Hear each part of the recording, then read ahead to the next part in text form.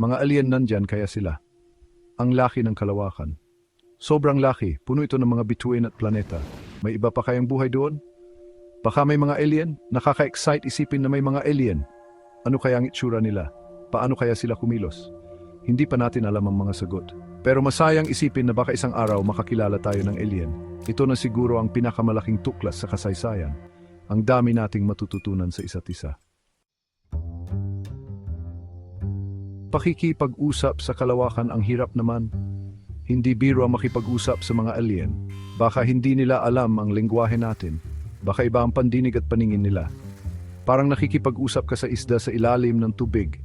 Kailangan natin ng bagong paraan para magkaintindihan.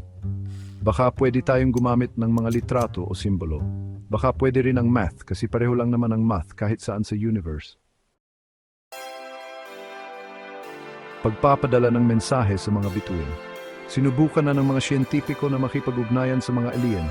Gumagamit sila ng malalaking radio telescopes para magpadala ng mensahe sa kalawakan. Parang mga postcard ang mga mensaheng ito.